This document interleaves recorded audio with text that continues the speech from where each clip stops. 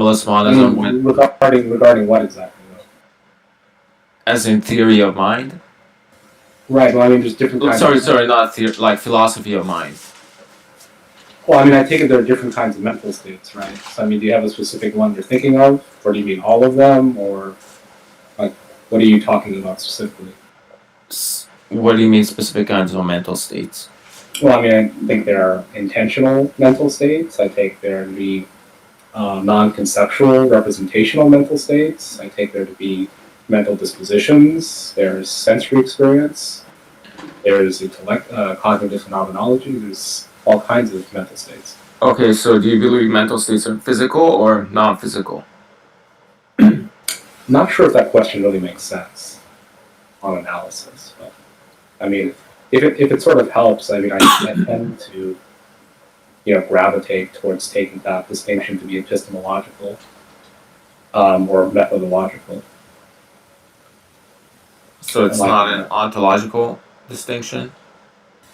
well, I mean, I'm inclined to accept some type of Kantianism of a sort.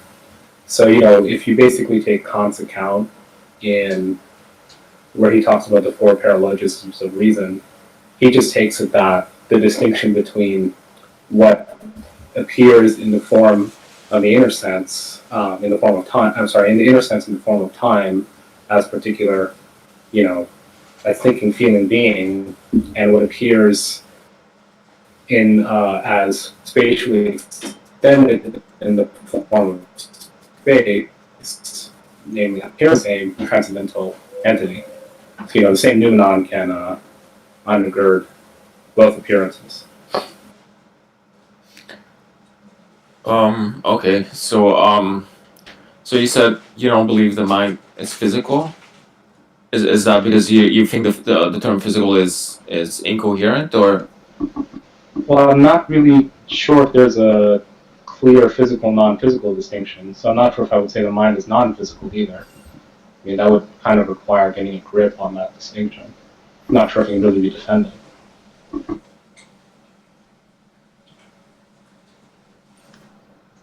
I mean, the point is that, like, if you take something like Hempel's dilemma or other types of concerns seriously, it's not just that they don't undermine the notion of the physical, but they also, of course, undermine the notion of the non-physical, because the non-physical is understood parasitically upon the physical. So if we can't actually understand how to sharply delineate the physical from the non-physical, then it's really difficult to sort of make the claim either way. In a certain sense, the claim is kind of obscure at best, empty at worst, perhaps.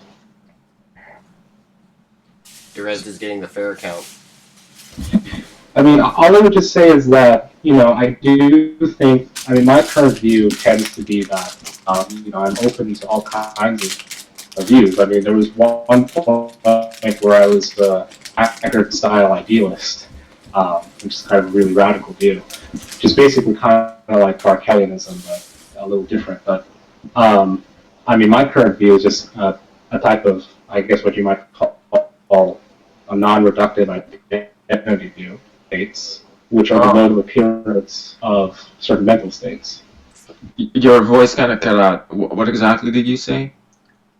Sorry, give me a second.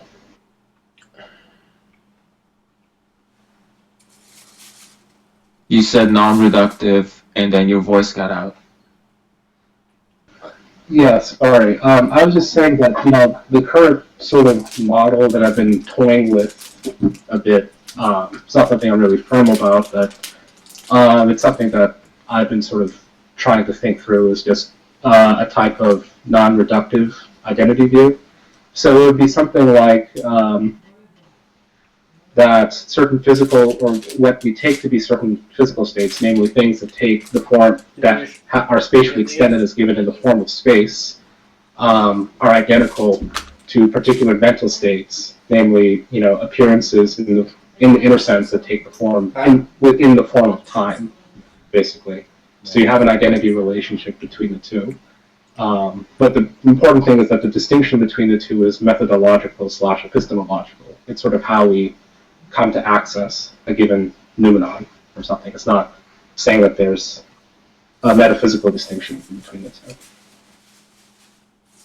Oh, okay. I mean, the best analogy I can give to it is something like the relationship between Venus, Hesperus, and Phosphorus. So Hesperus is Phosphorus because they're each identical to Venus. Obviously, Venus is identical to itself. And so you have basically something on the order of a co-reference relationship between the two. I mean, the most I can give in terms of resources would just basically read Spinoza's Ethics, where he talks about his psychophysical parallelism, and Kant's discussion of the four paralogisms of reason, for I think the best statements of the type of view that I'm thinking about. Oh, okay. So you basically hold to a type identity between the mental and physical? Do I what? Do you hold to a type identity? No, I don't think so. Okay, so you said you don't hold to an ontological identity, but you hold to epistemological. No, I mean, I did think that they were identical in the same way that the morning star and the evening star are identical, right? It's just that the distinction that we make between the morning star and the evening star is epistemic. So I think there's a similar phenomenon that goes on in the distinction between mental states and certain physical states. Oh, okay.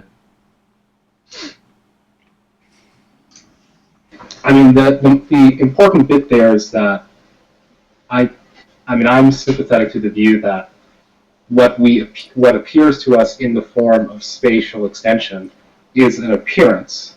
It's not the thing as considered in itself. Is supposed to be the main thing there. So it's not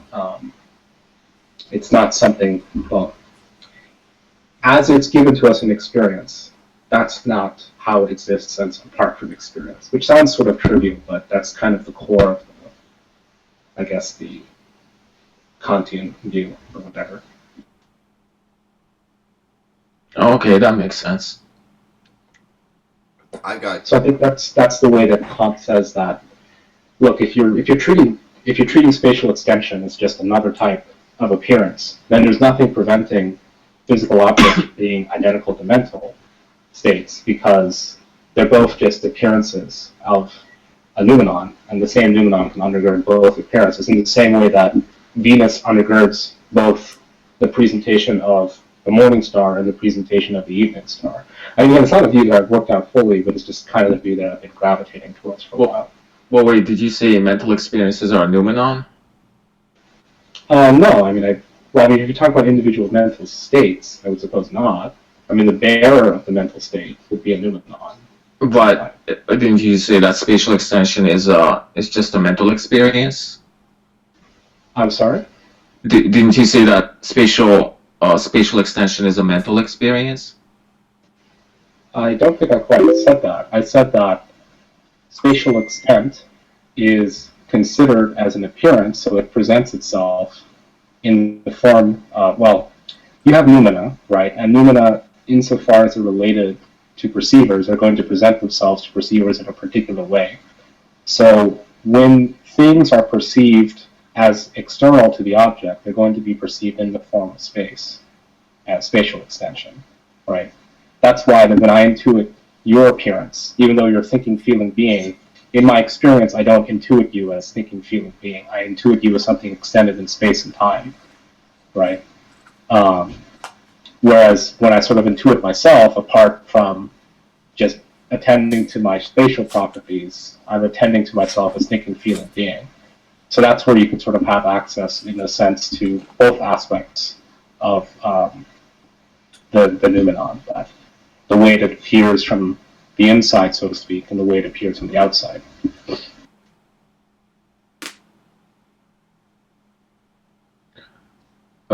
Yeah, I'm not sure I understand that because aren't appearances mental experiences? So I'm not sure what you mean when you say you're experiencing an appearance from the inside and from the outside. Well, I mean, the idea is that appearances are ordered into, Kant makes a distinction between outer appearances and inner appearances, right? So the idea is that outer appearances are governed by the form of space, and inner appearance time. Hold on one second. I think my mic is giving me some issues, which is a new thing. I think Rayndeon, the problem that Derezzed is coming into contact with is I think he's trying to understand how it makes sense for someone to say that Numina govern experiences or something like that. Like, so what it means to come into contact with Numina, because you're gonna say it's almost like you're saying the thing independent of experience coming into contact with experience or something like that. I think might be the confusion.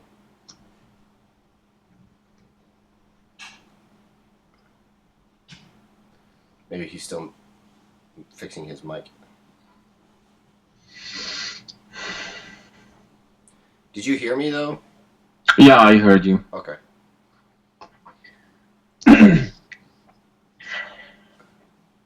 We could talk about omnipotence if you want to. He knows that that topic really well. In fact, Okay, so what exactly is your argument against omnipotence? What were you saying? Oh, sorry. Go ahead. Well, actually, I'd rather have him explain how appearance can be external and internal. Like, I just didn't get what he meant by that. Well, I mean, you're making a distinction between two kinds of appearances. There are appearances of external objects, basically. They're going to be given in the form of space. So that's basically the outer sense. But we don't have access to that. I'm sorry? We don't have access to that, do we? Well, we do. It's just that we have access to we have access to external objects as they're given to us in the form of space. That's part of Kant's refutation of idealism. So we have direct sensory experience of noumena, or how does that work? Well, I'm not seeing what the difficulty is. I mean, the idea is that to the extent that something appears at all, it's going to appear as an appearance, right? So, I mean, that's obviously not the way the thing is considered in itself. It's the way the thing is as considered given an experience. I don't see what the difficulty is between that. With that. Because when you say that something appears, that refers to mental. That refers to how something appears to a conscious being. So I think that I take that to be synonymous to a mental experience. Right. I mean, the subject has an experience of the object. Sure.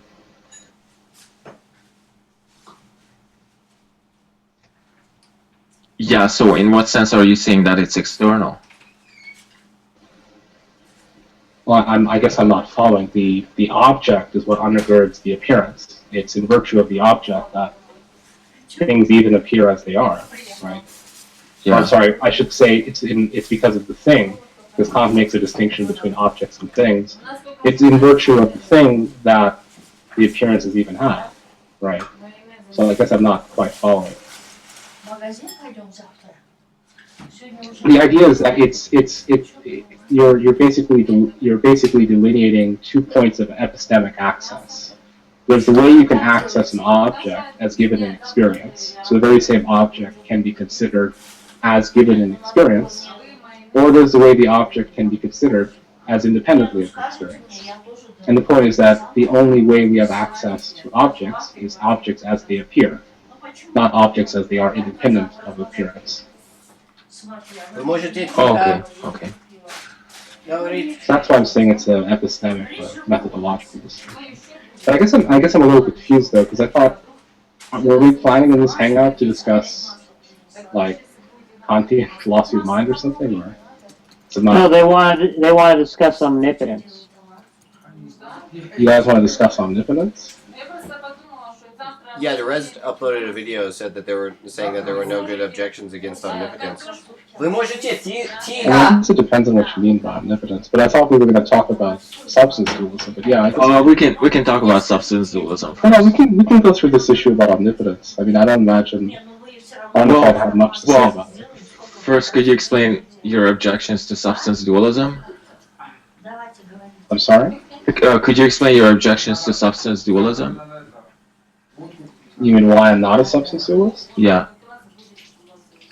Well, I mean, I think one thing to get clear on the dialectic is that in the conversation I was having with Animating Rebel and with yourself, I was not there to attack substance dualism, right? Animating Rebel was offering an argument against property dualism. I was just saying that the argument on offer I didn't think was a sound one against property dualism. I wasn't there defending substance dualism. But if you're asking me personally as to why, I don't think substance dualism works, I mean, I guess there would be sort of multiple issues. Okay. I mean, just sort of working backwards. I mean, for me, the most predominant thing is I don't take mental states to be in any way substantial. I mean, part of it is that I have sort of a difficulty understanding metaphysically what substances are supposed to be, but sort of over and above that, it doesn't really make sense to me to consider mental states to be substantial in any way. And I take there to be various sort of concerns for that. I mean, first is that, if you take, like, especially with like Kant's categories, substances are a way of considering objects, right? But I take objects to be, straightforwardly third-personally construed, which is not really respecting the intrinsically subjective character of mental states as such. The idea is that when things are objectively considered, all of their subjective dimensions are basically left out of the picture. That's part of the reason why zombies, and even on the substance dualist account, can have the equivalent of zombies as always being conceivable, because the notion of subjectivity always evades the notion of substance. So it doesn't really make sense, I think, to construe mentality in terms of substantivality.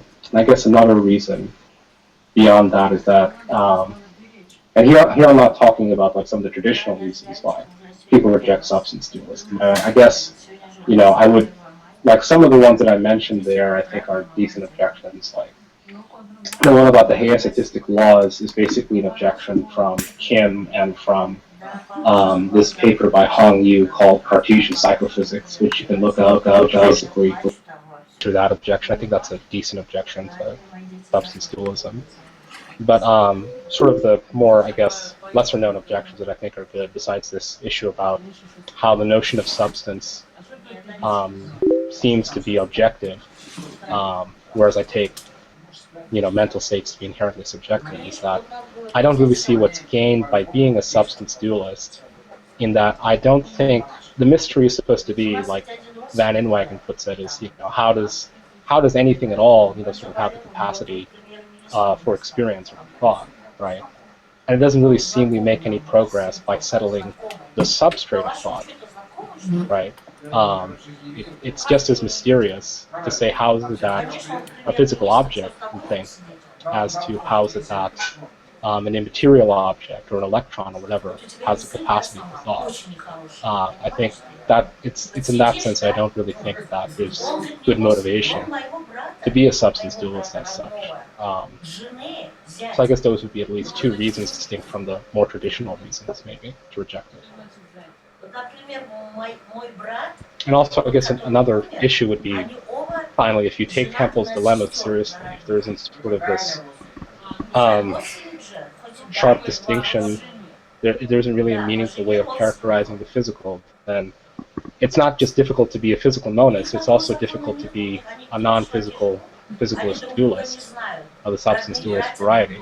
Because it's not as though we can really because dualism is really only parasitic on the idea that there's more than just the physical. But if we don't even have a grip on what the physical denotes, then it's sort of a distinction denoting nothing at that point. So, what if we define a substance to be anything which has indivisible parts? So, what is a part? A part is just something like, let's say there's a substance and you can break it down into smaller parts. And anything which has indivisible parts is a fundamental. You still haven't defined a part, though. You just said that a part is anything that's a substance where you break it up into indivisible parts. Well, a part would be a smaller piece or something composing substance. I don't think that's clarifying the issue. Oh, why not? Well, what is a piece? I mean, I wouldn't be surprised if you defined a piece in terms of a part of something else. Right.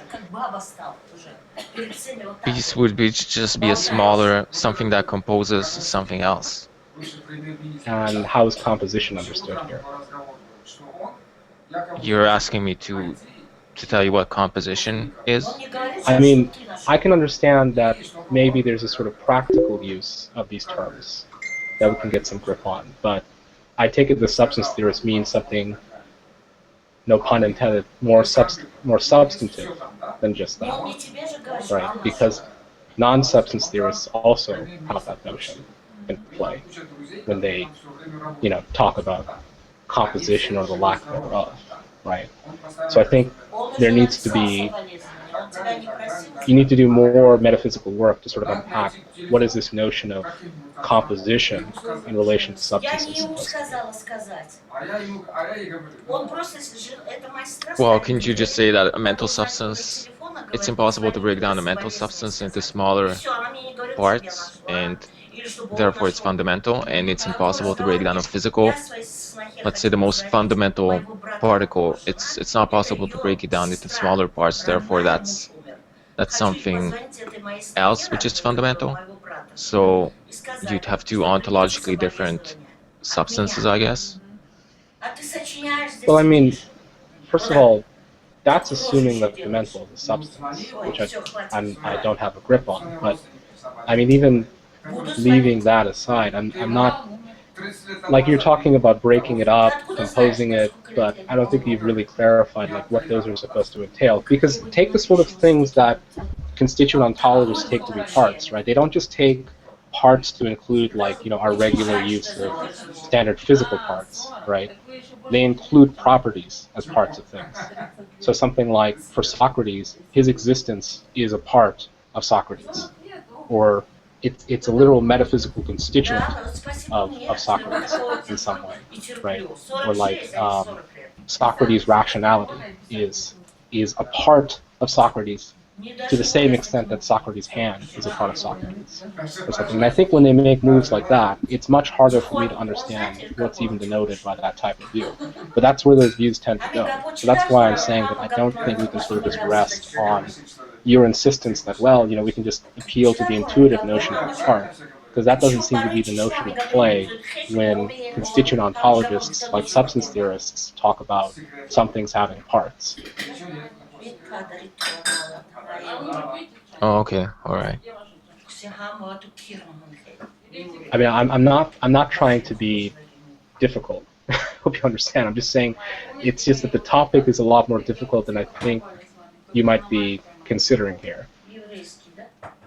Probably, yeah. I don't. I haven't read. I haven't read much about this topic, so. That's fine. I'm just saying that it continues to be an active topic as to what it means for something to be a part of something else. So you might want to explain the issue about bare particulars, because that might be a more transparent. Right. So the idea with many substance theorists take it that a substance is something like the bearer of properties. So there's a way something is construed independently of the properties that it has. But the problem with that is that seems to commit you, at least, if not ontologically, but at least conceptually, to the notion that there could be a bare particular, which is an object that is utterly featureless and utterly propertyless, but has the properties. So we can talk about the substance of an apple, right? And the apple has various properties, but there's somehow still something left over, even if conceptually, if not ontologically, that once we strip away all the properties, they want to say that there's a bare particular left over. That's a way that many substance theorists construe their view, which is that substances are the bearers of properties, which means substances are distinct from properties, which means we have to have a notion of a thing existing apart from properties, at least conceptually. And that's certainly difficult to make sense of for various reasons. One, just sort of the obvious, immediate report of like, how can anything exist without properties, right? How can we even make sense of something just existing utterly featurelessly. Other objections would come from, all bare particulars are identical to each other, right? So what would make it the case that one bare particular has these properties as opposed to other properties? Like, for instance, why is it the case that the bare particular that has the properties of my table has the properties of my table as opposed to your table, or something like that? Because there's no distinction between bare particulars. They're all propertyless, right? There's other sorts of problems in terms of in what sense can bare particulars have properties at all, right? I'm not sure how well this objection tracks, because I haven't fully followed the literature on this particular objection, but the objection's supposed to go that what makes a bare particular is that it lacks properties, and it essentially lacks properties, effectively. Otherwise, wouldn't it be a bare particular? But then it doesn't make sense to say it could have properties, because then if it had properties, it wouldn't be a bare particular anymore. It would be a thick particular.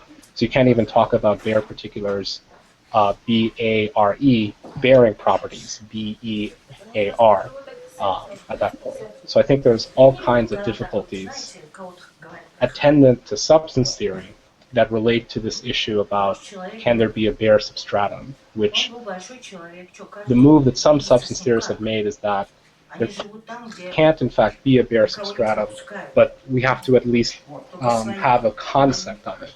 But it's not even clear to me that there's even a concept of a bare substratum. Oh, okay, that's pretty interesting. There's also some issues, right, Rayndeon, for you that have to do with the idea that substance dualism doesn't actually, even if you could sort of overcome all these sort of basic conceptual problems, which seem quite intractable, that it doesn't seem like the view actually solves any problem that it's supposed to be solving. Yeah, I mean, it depends on the problem that you think it solves. I think I already talked sort of briefly about this idea that it makes thought explicable, Right. but it doesn't really make thought explicable, like for the same reason that Van Inwagen said. Like the analogy Van Inwagen uses is that, look, there's something flying in the sky, and then someone reasons, well, it has to be a man because we know that women can't fly. The point is supposed to be that nobody can fly, right? So you would conclude that there's no person up there. And then sort of the idea is that if you follow the Leibniz-Mill thought experiment, we can't see how any physical object could think.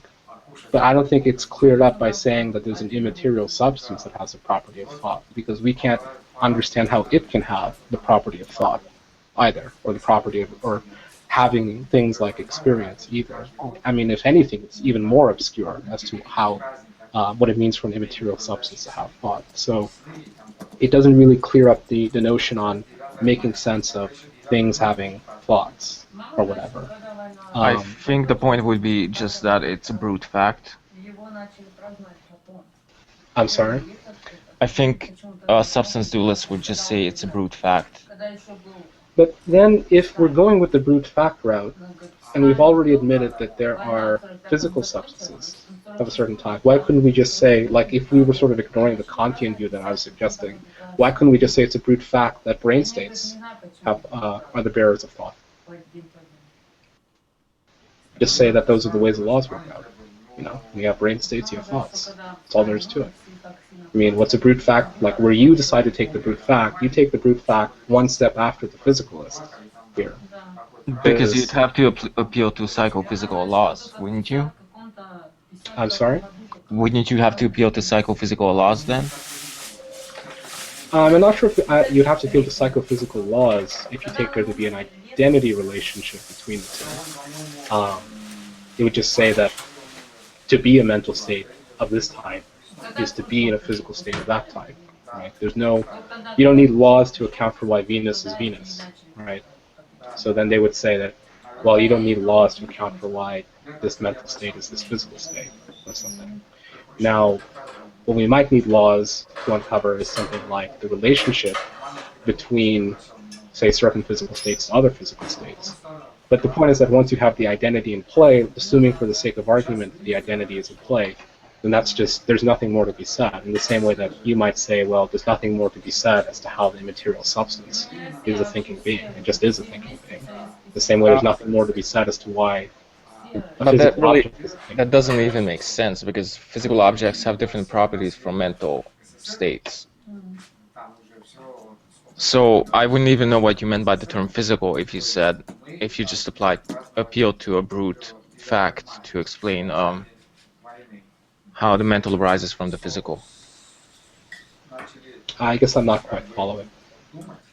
Well, I guess mental states have different properties from physical states, don't they?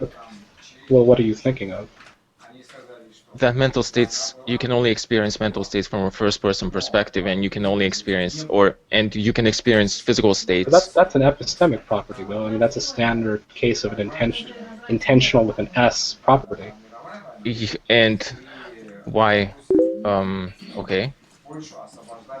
I mean, that's not some type of ontological distinction, right? Because I mean, we could say that Why isn't it? we can know a priori that Clark Kent is equal to Clark Kent, but we can't know a priori that Clark Kent equals Superman, right?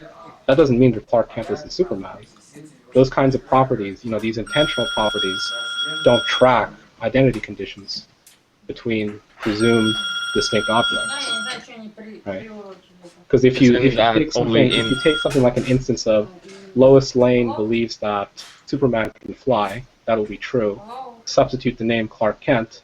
Lois Lane believes that Clark Kent can fly, that'll be false, because believes that is an intentional context. I think we talked about this, you and I, like last year or something. Yeah, we did, and the problem is that doesn't make a distinction between rigid and non-rigid designators, as far as I understand, because the term Superman, that doesn't make a distinction between rigid and non-rigid designators, because the term Superman isn't a rigid designator. Wait, what? No, Superman is a rigid designator. It denotes the person picked out by the name at all possible worlds on the standard Krypton account. Maybe you mean something like a definite description, like a man with a red cape that can fly. That's a non-rigid designator, but Superman is a proper name, so it's a rigid designator.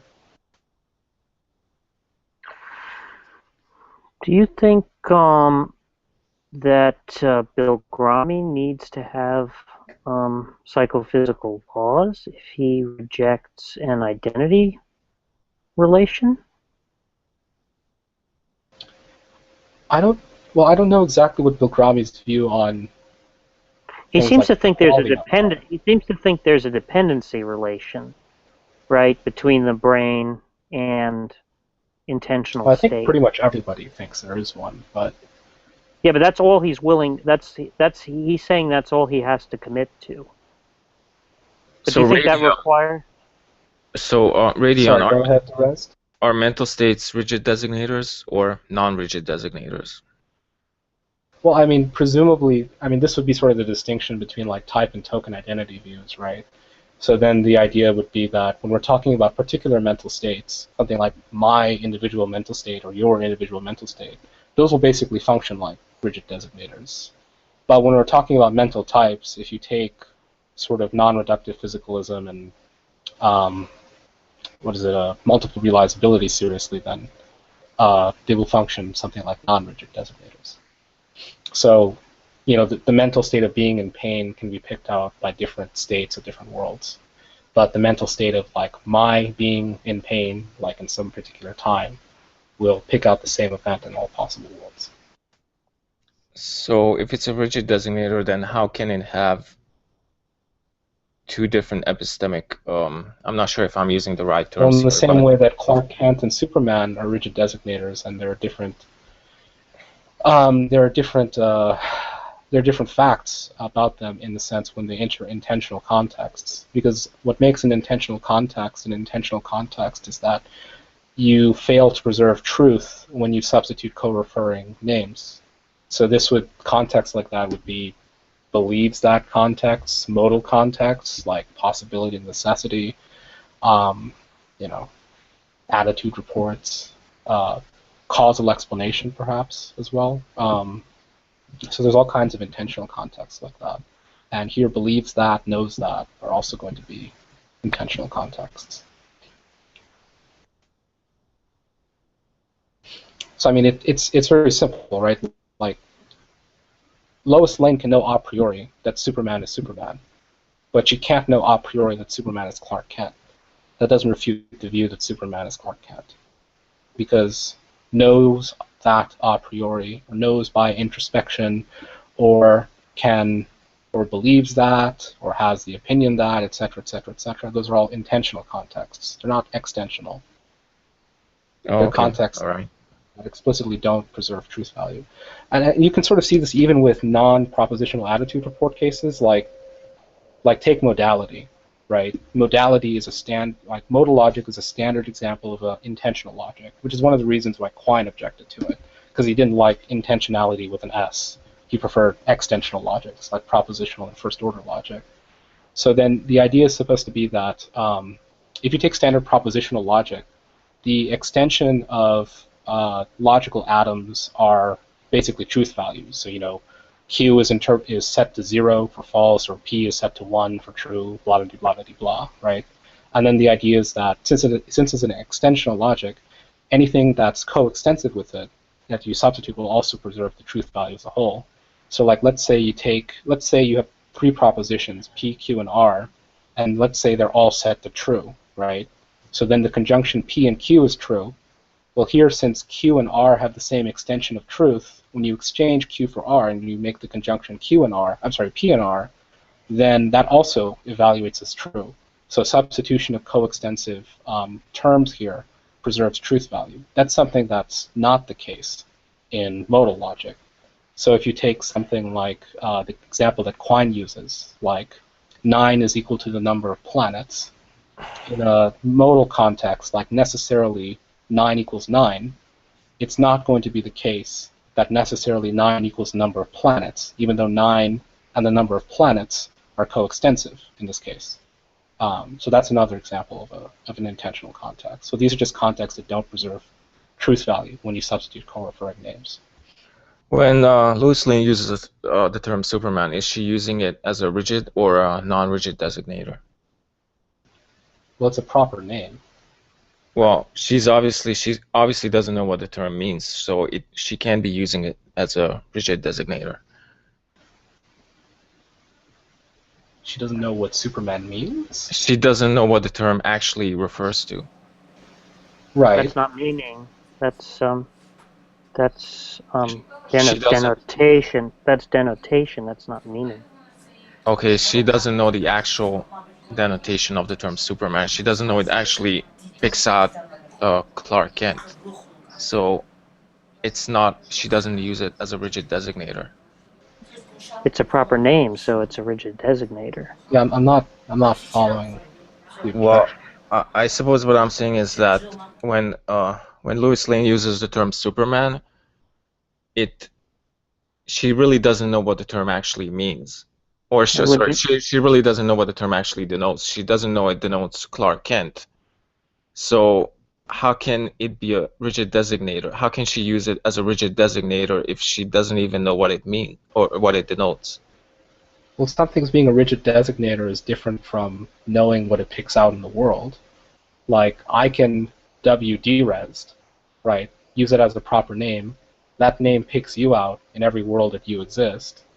If you don't have my view of necessitarianism or something, but it picks out your view. Your world, you at every world in which you exist. But that doesn't mean that I'll pick out each extension of you at each world. So, for example, in this world, I don't know what you are. You might be whatever. But let's say in some other world, you're the owner of Walmart or something. Me picking you out won't necessarily pick you out as the owner of Walmart. That's a case of a non-rigid designator. But let's say, you're Derezzed, right? But you also have another name that you go by. I don't know what your other name is, but whatever your name is, right? That's a proper name of yours, besides my dubbing you Derezzed. Mm-hmm. And in every world in which you exist, the identity between Derezzed equals whatever your name is will be true, because they both pick out the same person. But I don't need to know that it picks out the same person for me to use both names as a proper name. So, for example, I might meet you, on the street, and you might tell me your name, and I would never make the connection that this guy is the guy I talked to last night on the Hangout. But I would still use both names as proper names, and they would both serve as rigid designators. Oh, okay. All right. So, I mean, I think that's part of the point in Kripke's project in naming a necessity, that if you buy it, necessity is distinct. The metaphysics of necessity is distinct from the epistemology of necessity. So distinctions. So for a long time, philosophers made this sort of identity between analytic, a priori, and necessary, and synthetic, a posteriori, and contingent. And Kripke's examples of a priori contingent truths and a posteriori necessary truths basically overturn that idea. So it would be an a posteriori necessary truth that Superman is Clark Kent. That would be something you couldn't know just by thinking about the names. You'd actually have to go out and do some work in the world to figure that out. But that doesn't refute that the identity there is one of full-blown necessity. And even like sophisticated attempts today that sort of try to get around that, like two-dimensional semantics, they basically incorporate something like that view in their semantics. So you have that's when they talk about when you treat worlds as actual versus treating worlds as counterfactual, namely the distinction between primary and secondary intentions with an S. Oh, okay. Okay.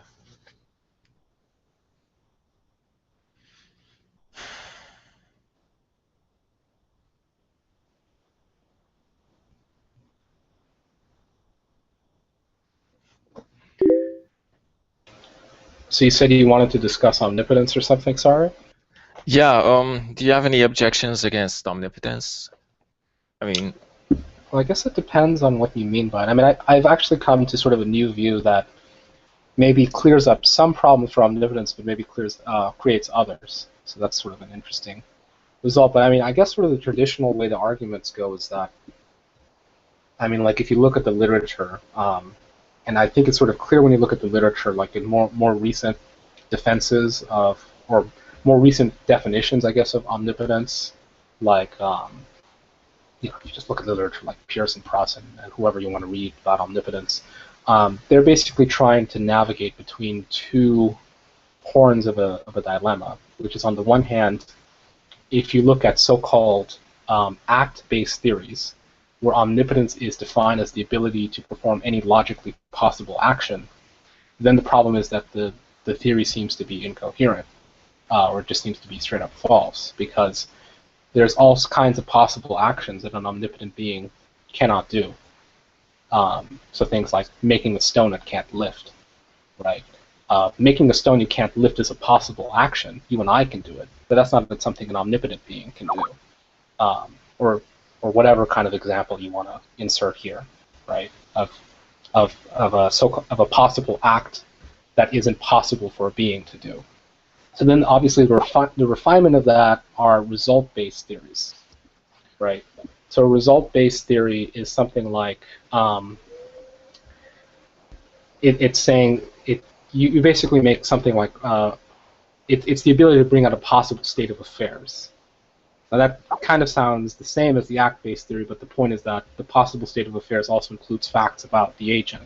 So it'd be doing something like everything that's consistent with the being's nature or something, right? So it can do everything that's possible given its nature.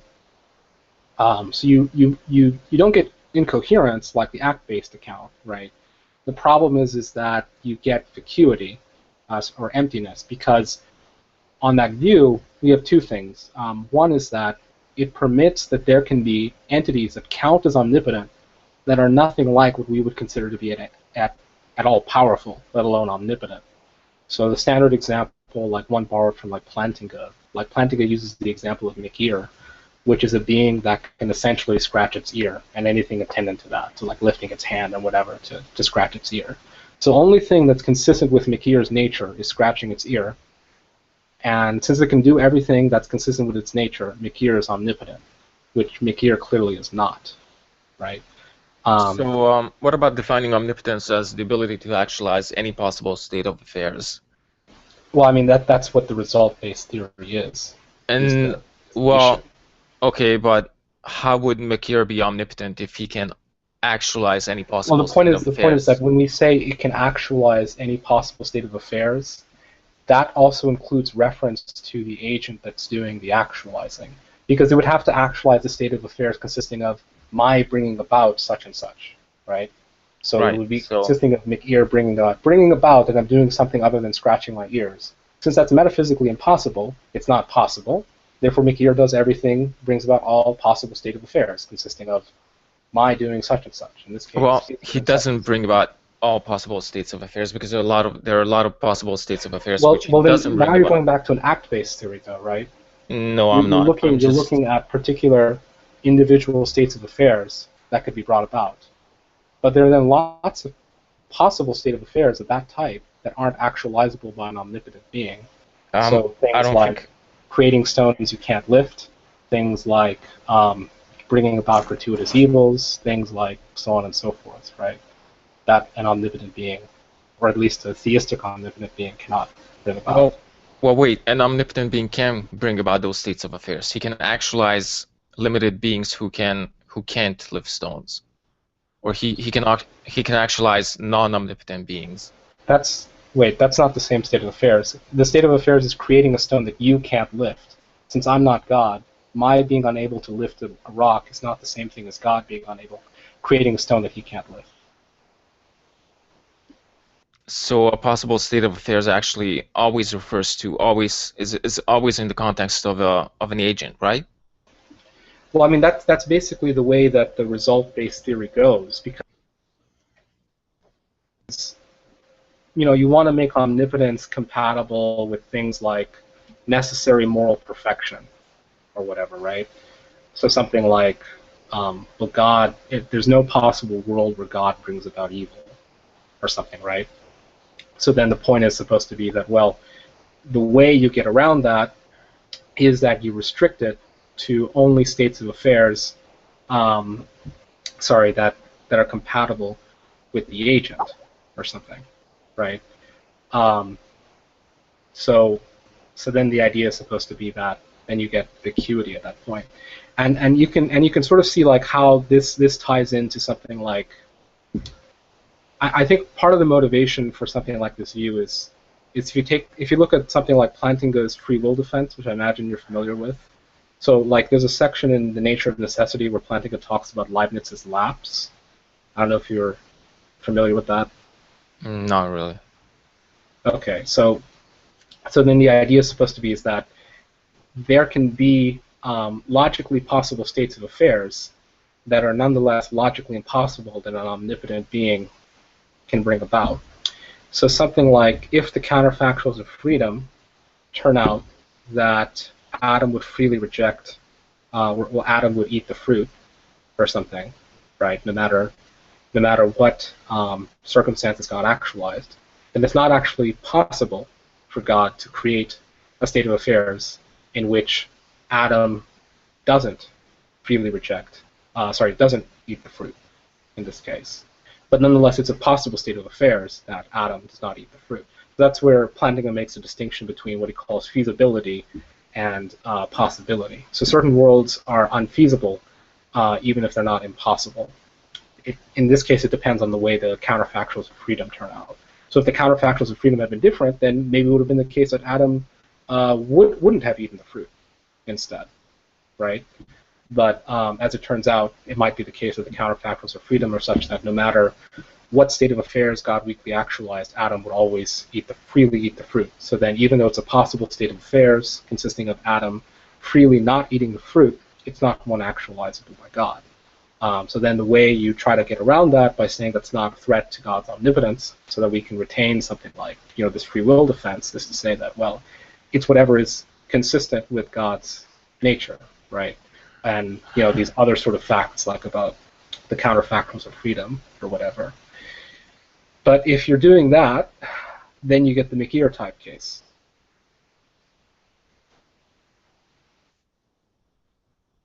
I think there Yeah, is sort of a way out of I that, don't think but you not actually sort of get as the. one friendly to omnipotence.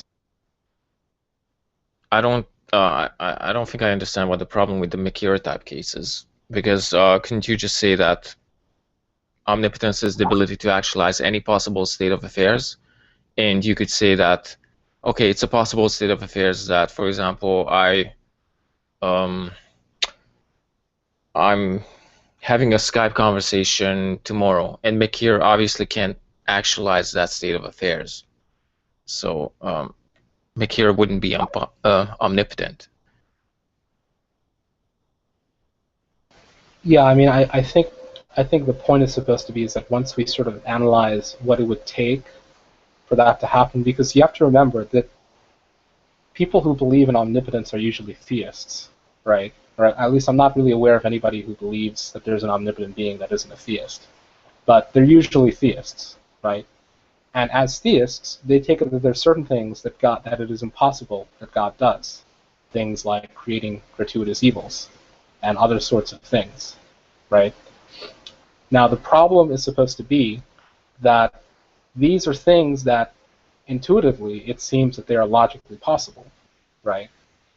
But then the issue is that there's no possible world in which these beings exist that would bring about those given logical possibilities. So then if we want to say that there's nonetheless a way in which an omnipotent being, there are certain things an omnipotent being can't do that are logically possible, but nonetheless it's omnipotent, the way you typically get around that is that you say something like, it does everything that's consistent with its nature. It can do Yeah, everything. I understand that. So then, if that's the case, then you just get vacuity, because Mikir can do everything consistent with his nature. Namely, He can do scratching. everything consistent with his nature, but he can't actualize all possible state of affairs. So Well, he can neither can actualize anything that's consistent with his nature. Yeah, sure, okay, but he can't actualize God all can't do possible that state either, of affairs. right? Sorry? Well, God cannot do that either, right? Yeah, he can actualize any possible state of affairs. Just name one state he cannot actualize. I imagine he can't actualize a state of affairs consisting of you, I, and everyone else on the planet undergoing incredible, horrendous suffering for the entirety of our existence.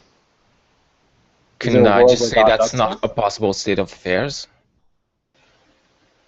Is there a world where God does that? I would just say that's not a possible state of affairs. There's a logical incoherence with the idea that there's a world in which you, I, and everyone else on the planet exists, and we just undergo horrendous, tormenting suffering for the entirety of our existence? It's not a possible state of affairs if God exists. Okay, so I think then the problem there, well, I mean, I guess there's sort of multiple issues there beyond the issue that maybe you're raising. I think maybe you're saying something like God necessarily exists. In every world where God exists, he doesn't actualize such and such. So everything he actualizes is what is possible. But in a certain way, that sort of tends to trivialize the view as well, right? Like you could imagine, for the sake of argument, maybe let's say, for instance, that there's a different sort of God that exists. Let's say that the entity that exists is an entity, let's say, that can only actualize one world. And it's also the being that exists in every possible world. So in this case, it's only one possible world, this world. So we can say, well, this being can do everything that can be done, namely can bring about the actual world, because there's no other world that can be made besides the actual world, right? But we wouldn't say a being like that is omnipotent, would we? I mean, it seems like a being like that would sort of be the opposite of omnipotent, if anything else. So the idea is that, look, if God exists, then given that he exists necessarily, then there are certain states of affairs he won't bring about, and therefore they'll be metaphysically impossible. But nonetheless, we're going to consider him omnipotent. But that's conditional on God's necessarily existing, right? But it could also be the case that conditional on this being's necessarily existing, it would also count as omnipotent, when it's clearly not, right? So I think there's still a problem that you have of vacuity of some type, because you're saying as long as it can actualize everything possible, and here possibility is delimited by the fact that it exists necessarily, then it actualizes all states of affairs. What if Mikir exists necessarily, and or not Mikir, but the equivalent of Mikir that I've sort of concocted, where the only world it can actualize is this one, and it exists necessarily, then this is the only world that exists, and counts as omnipotent on that definition. I think the idea is supposed to be is that omnipotence is supposed to So bound so over. wait, you moved away. You're no longer saying that Mikiri can be omnipotent on the regularity, or what is that called? On the result-based theory? Sorry, result-based theory. Well, I mean, I'd have to think about it some more, but I'm saying that you basically get the equivalent of a Mikir type case, as far as I can see, when you're bringing in that kind of view, right? Because what you're saying is that given that this being necessarily exists, and there are certain things this being does not do, then those things that are ruled out by the existence of that being are considered impossible. But we could say the same thing about the kinds of beings that I'm mentioning, like namely a being that can only bring about one state of affairs, just the actual world. On that definition of it, it brings about everything that's possible, namely the actual world, and it counts as omnipotent on your view, when it intuitively is not. It can't do things like violate the laws of nature, or do things like all kinds of things that you might imagine are logically possible. Well, wait. Nonetheless, If that being actually brings about the actual world, what do you mean it can't violate the laws of nature? I'm sorry? If the being actualizes the actual world, how can it not violate the laws of nature? Well, I mean, the point is that the laws of nature, at least in particular instances, are necessary, right? Because the intuitive idea is that an omnipotent being could have brought about a world that had radically different laws, or it could have brought about a world where there were no laws, or something like that, right? But the point is that given that these are the actual laws, or at least given that these are the laws that obtain at these times, and yet this being cannot bring about that they don't obtain at these times, because that they obtain at these times is a necessary fact, because it can only bring about that it obtains at these times, plus it exists necessarily, therefore the only possibility is that it obtains at these times, then it can do everything that's metaphysically possible on that view. And then given the definition you sort of put forward, it counts as omnipotent, which is a problem, because it's clearly not omnipotent. Okay. All right. So this is, I think, sort of, I mean, you can look at more sophisticated accounts. I think the most sophisticated account that tries to get between these two issues is like an account by Kenny Pierce and Alexander Proust, where they define omnipotence as perfectly efficacious will.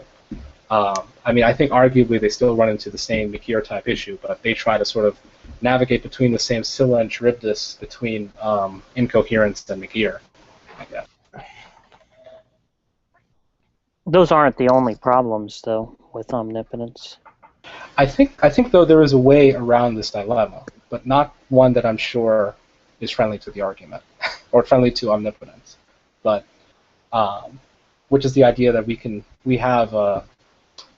But this is mostly motivated by my necessitarianism, which is that powers are more primitive than possibility. That one can have the power to do something that there's no possible world at which one does it. But I think that type of account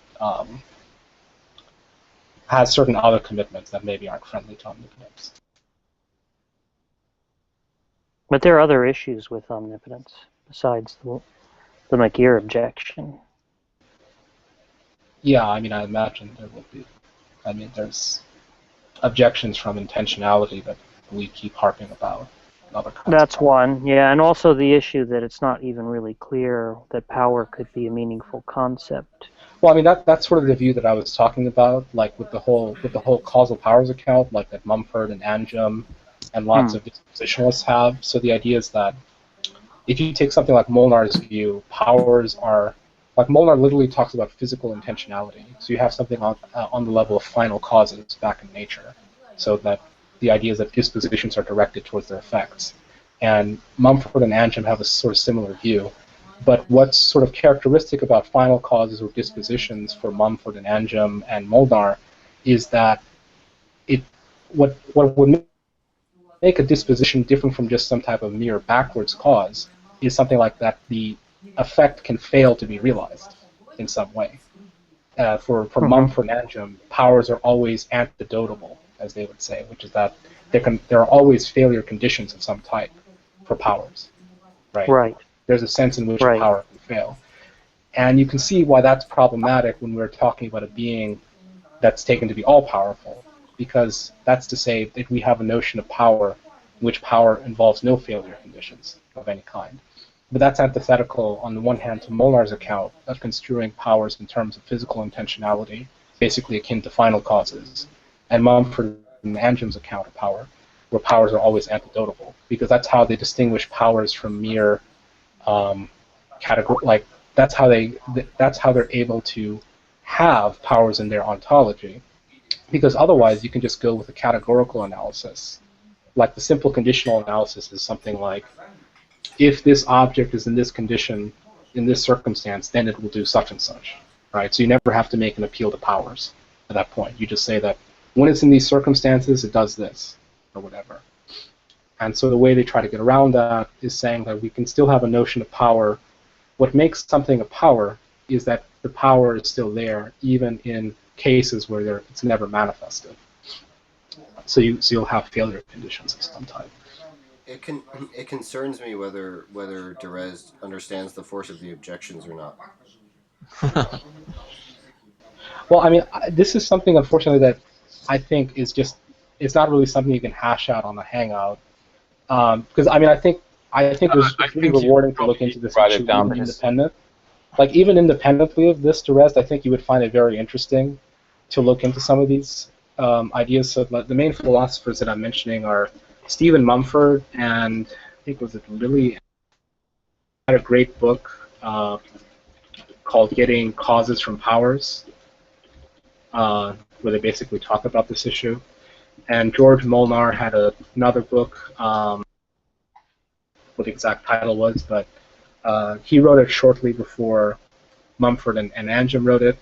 And another sort of related paper would be John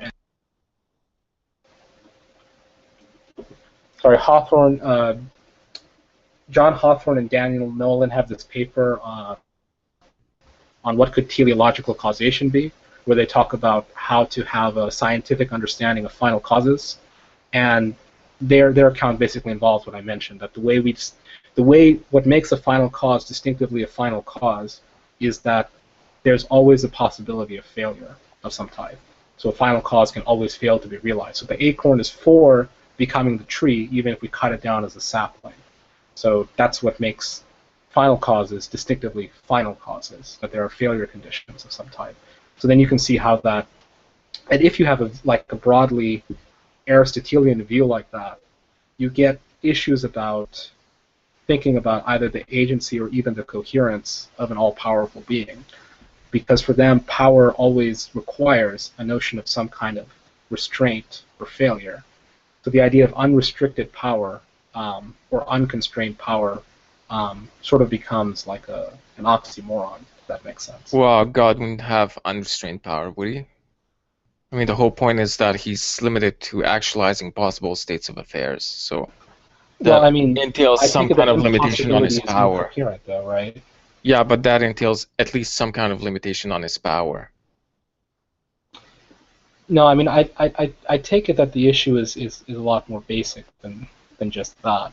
I mean, the way that Aquinas, puts it when he talks about limiting, he doesn't really view it as a limit of God's power, because to say there's a limit to God's power is to say that there are certain things that God can't do. But the thing about impossibility is that it's not even a thing to do. It's like asking, does God have the ability to make purple fly up? You're not denoting anything when you make that string of sounds or something. When you say that could God make a square circle or something, there's sort of nothing to be done in those cases. So when I think they're talking about restriction on powers, Molnar and Mumford and Angem and Hawthorne and Nolan would not construe a restriction on powers in that powers are restricted to the extent that they don't involve purple flying up. They mean something more substantive than that when they're talking about the restriction of powers.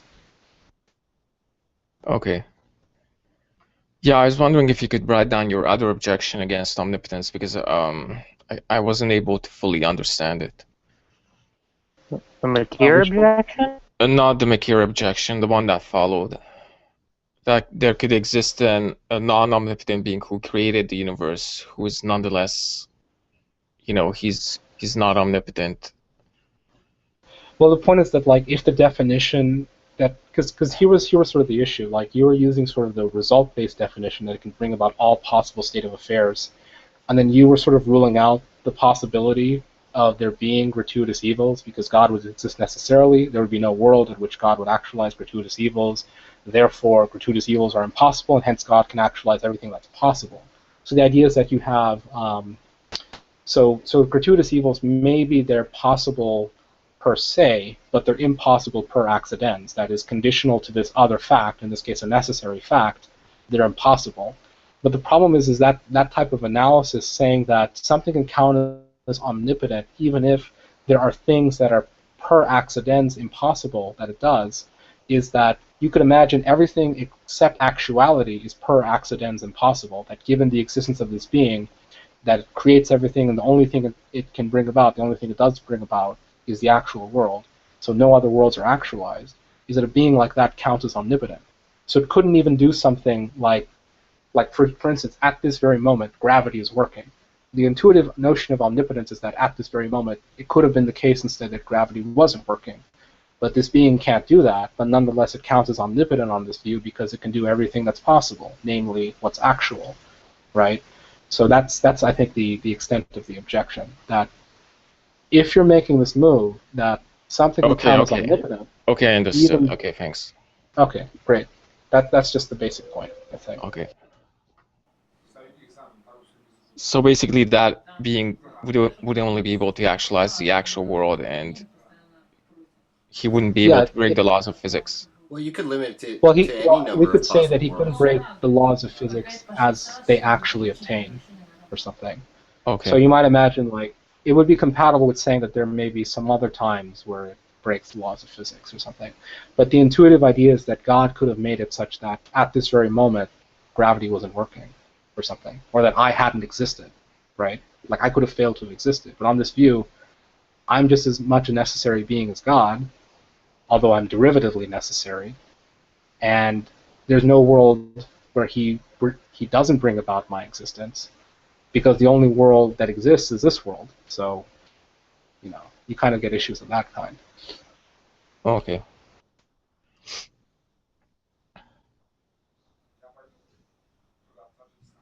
Sorry, the deeper issue too is that this idea that it's not really clear how, if God was omnipotent and perfectly rational, how he could actually have thought or agency or self-knowledge.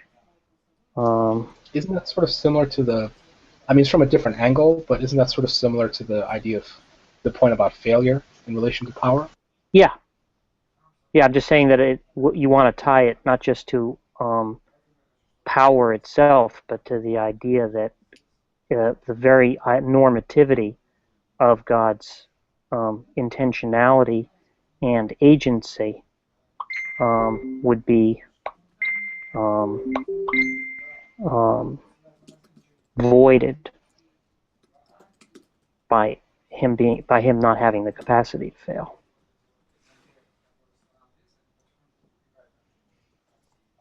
That's a specific point, right? You're just saying that thought and agency are not actually possible with failure conditions. Without failure conditions. Why is that? Yeah, but I figured that was sort of a more, I don't know, that's sort of a more, I mean, I guess that's all well and good, but I guess I'm wondering, like, could you have a notion of an omnipotent being that wasn't an agent? Oh, well, I assume though that he wants him to be he wants God to be an agent.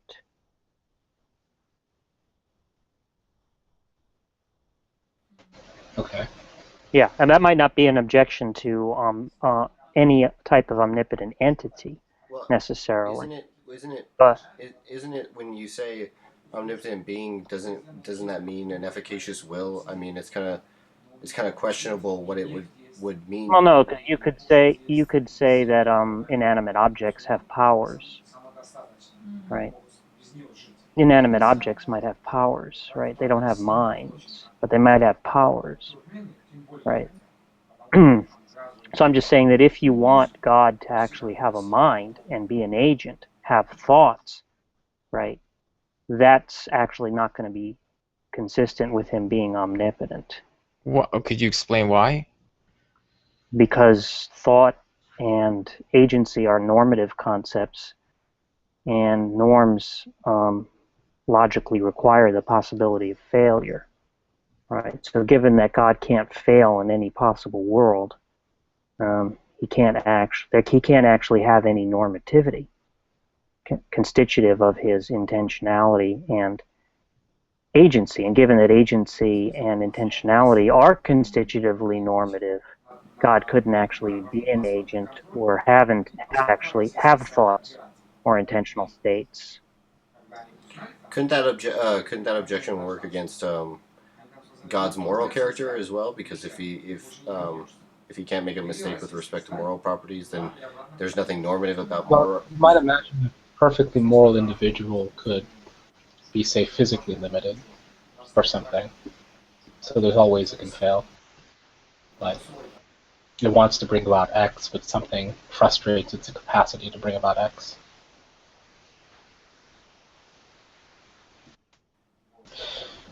But maybe sort of a clear way of looking at it is, I don't know if you want to go through the example with lightning, Jack, because the point is that extensionally we recognize that certain properties are correlated with other properties. So tree rings are causally correlated with how old a tree is, right? You know, puddles are causally correlated. The reflection in a puddle is causally correlated with the physical appearance of something else, and so forth, right? But sort of the operative point there is that there isn't a notion of applied, so we can't really say that they're representing anything.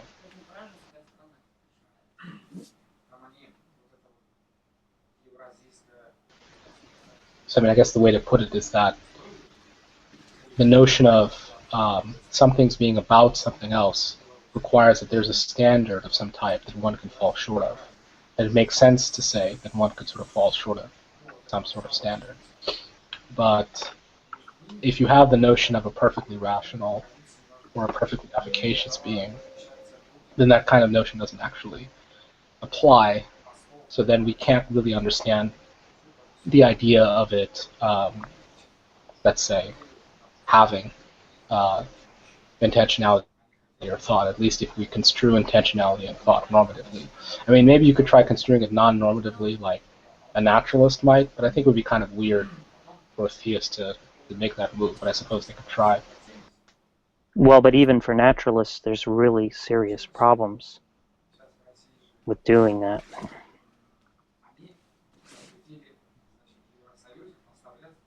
I mean, it's not like the naturalist can really get away with it either. Well, that's something we still need to talk through. Well, I'm just saying that there's a pretty straightforward, very powerful objection, to strong intentionality But is dispositionally. Yaniv a naturalist on your view? Well, he just has a dispositionalist view, which we can, for all intents and purposes, call a naturalist view.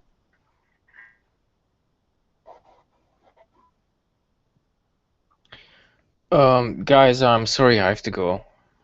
But anyway, thanks for the discussion. Oh, just really quickly, Derezzed, if you were sort of interested in this last topic, because I know you were writing up references. I'm sorry, because I imagine you must have been writing quite a lot in this conversation. But one reference to these issues that Jack is bringing up would be Keel Bilgrami. He's a. Well, wait, I can post.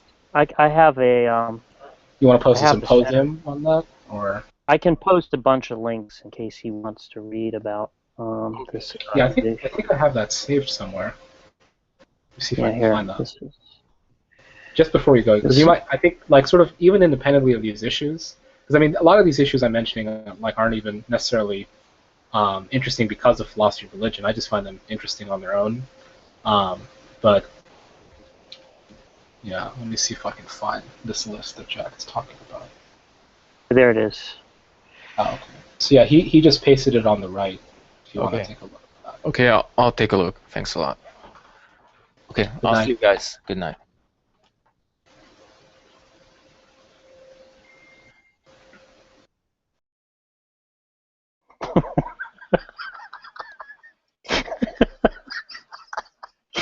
Oh my god. Oh, Reyes, we wanted to ask you something.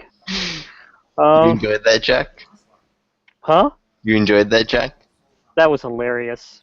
Because he's so angry, you know, he wants to slaughter the opposite view Oh, yeah. so But intensely, you know, and he must feel so frustrated, you like know, you that can he's sort of just tell there are instances where he smells like maybe he's perceives some yeah. sort of a weakness in what Yeah, Rayndeon is just like saying. evolution. Evolution False is the same way. You know, every once in a while, it's once in like 8 months or something. Every once in a Right. while, Evolution False thinks that he's caught me in a mistake, and he'll actually come to the mic and try to address me. You know, Oh yeah, and but he's He gonna. gets punished for it immediately. The thing is that yeah, and he then sits there. What he's gonna do is he sits there and he stews, man, and he fucking yeah, he thinks, but then he'll never bring it up to any of you directly, right? He'll try to go through. He'll try to go through me. He'll try to use me vicariously, and he'll be like, "Look, here's everything that's wrong with Jack's argument," or Yeah, like, like 3 weeks later yeah, he'll start messaging. Jack. yeah, he does it crazily too, man. He'll be like, "Oh, this is what Rayndeon was so confused here," and I'll just be like, "Dude, bring it up with Rayndeon." He'll be like, "No, Rayndeon, look, this is why Rayndeon's views are failures." yeah. That's why I don't really consider him intellectually honest for that reason. You know, unlike Isn't it unlike when